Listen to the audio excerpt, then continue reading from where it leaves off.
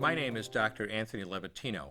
I'm a practicing obstetrician-gynecologist, and I performed over 1,200 abortions. Today I'm going to describe a first trimester medical abortion. This is a procedure in which the mother swallows pills in order to terminate her baby, and it is performed up to the 10th week of pregnancy. The procedure involves 2 steps. Step 1. At the abortion clinic or doctor's office, the woman takes pills which contain Mifepristone, also called RU46. RU46 blocks the action of a hormone called progesterone. Progesterone is naturally produced in the mother's body to stabilize the lining of the uterus.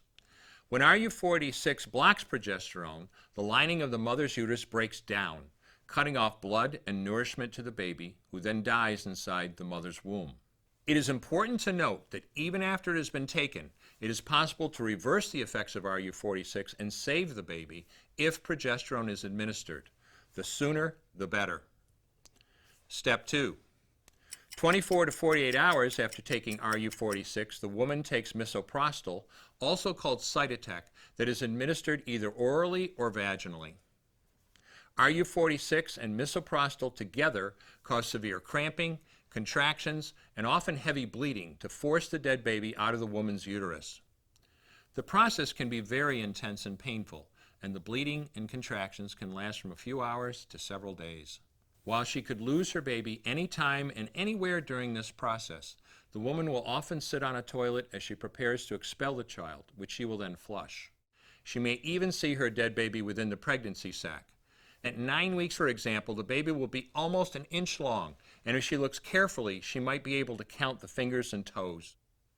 After she has disposed of her baby, the woman may have bleeding and spotting for several weeks. Bleeding lasts, on average, 9 to 16 days. 8% of women bleed more than 30 days, and 1% require hospitalization because of heavy bleeding. The failure rate increases as the pregnancy progresses. If failure occurs, she will usually be offered a surgical abortion.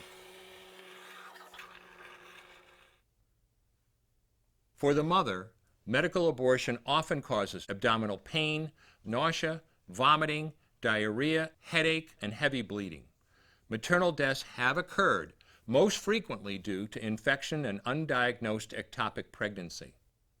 As I mentioned at the beginning, I'm Dr. Anthony Levatino, and in the early part of my career as an OBGYN, I performed over 1,200 abortions. One day, after completing one of those abortions, I looked at the remains of a preborn child whose life I had ended, and all I could see was someone's son or daughter. I came to realize that killing a baby at any stage of pregnancy for any reason is wrong. I want you to know today, no matter where you're at or what you've done, you can change. Make a decision today to protect the preborn. Thank you for your time.